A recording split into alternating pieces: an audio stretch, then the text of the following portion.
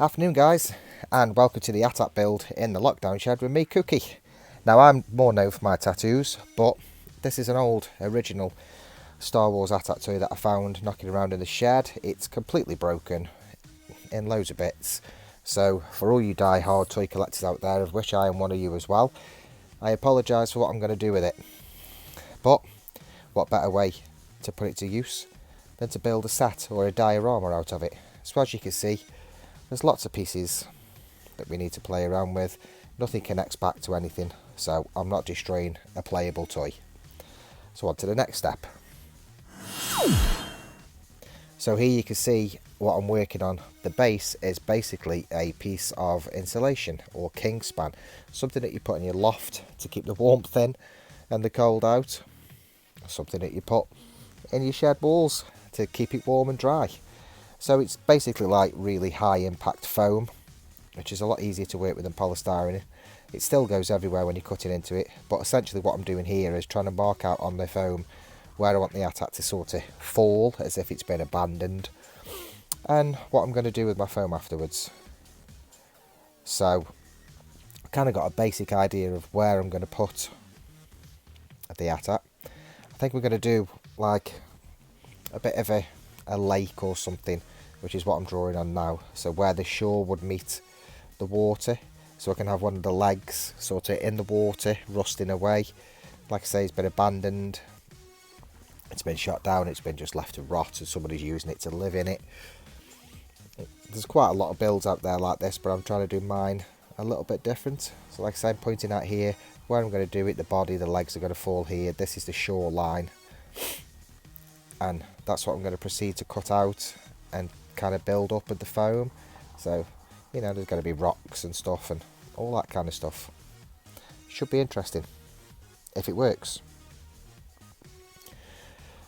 So yeah, just a word of warning: mind your fingers whenever you're using a blade. Try cut away from you, not towards you. And like I said earlier on, this is insulation foam, so it's quite easy to cut, but it also goes everywhere as well. So I'm going to have to get the hoover out after I've done this bit and hoover my shed, because I was absolutely covered. And as you can see, I've cut a hole out in the foam just to put the head in there, just so it buries into the foam slightly. There you go, it's in there. And working out where the body's going to fall, with the legs in the back of it and everything. I've still yet to build a neck. We've got to do a lot of battle damage on the body of the ATAT, and we've also got to build everything up around it so it sits in right. This will eventually be based on a piece of wood, so it'll be solid, it'll be secure, nothing's going to move around. I think it's going to take a bit of doing, but it's a project while we're in lockdown, and we've got to keep our minds occupied, we've got to keep our hands occupied. Like I say, I'm a tattoo artist, so it's hard to stay occupied. But yeah, so that's basically how it's going to sit. Thumbs up for that idea. And here we are, nice and quick. So we're just breaking bits of foam, making them look like rocks, building them up slowly around the face of the ATAT, where it's plunged into the ground as it were, and it's broken all the ground up around it, making it look like it's dug in slightly from the head first. Now this little bit here, this is one of my bread trays. So I'm a celiac, so I have gluten-free bread. My bread comes in a tray, and the tray makes for great corrugated sheets effect. So obviously it just looks like clear plastic at the minute. We're cutting out sheets to lay over the head of the ATAT, where, you know, whoever's discovered it will have put sheets on to stop the rain getting in, or, you know, to help them provide shelter. So like I say again, always cut away from your fingers. Try and use a cutting mat, so you're not grazing into your worktop space. So yeah, these make for good corrugated sheets. You'll see them placed on the head in a minute. So just slowly building it up there. We're using a combination here of hot glue gun and Mitre Bond glue, which is a two-part glue. So obviously you put the glue on, and then you spray the activator to make the glue hold straight away, and it makes for a really good stick. Nothing's going to break that bond. So like I say, we're just building it up slowly, trying to make it look as though it's been left to rot, Somebody's put corrugated sheets over the holes in it, so they've got shelter, stops the rain, stops the weather getting in. I kind of think it's looking okay so far, but obviously the proof is in the pudding when we come to paint it and do all that kind of stuff, which is probably going to be about another 2 or 3 videos in. I'm trying to do these as short as possible to keep everybody interested,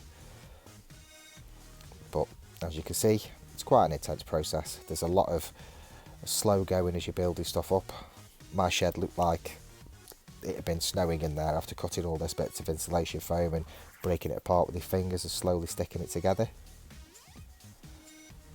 So yeah, just slowly build everything up, making it look like there's rocks on it, there's bits of stuff here and there, it's old. You can see more foam in the background, and also the bread trays, which I used for the corrugated steel effect. What we're gluing on now. Try not to glue my finger to the ATAT.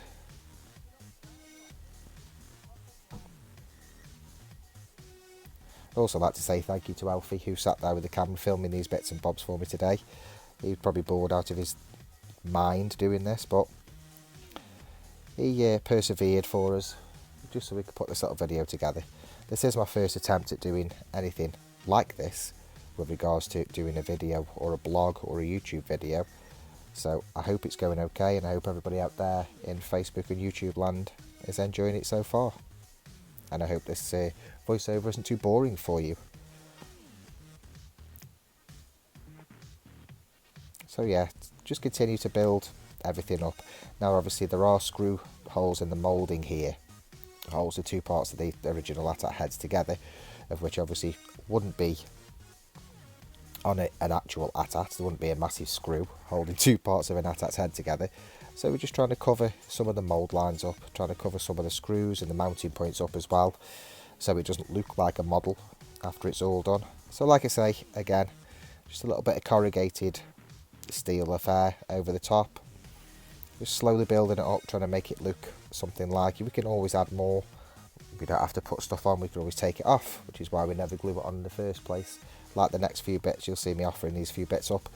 Not happy with them, so we just don't put them on.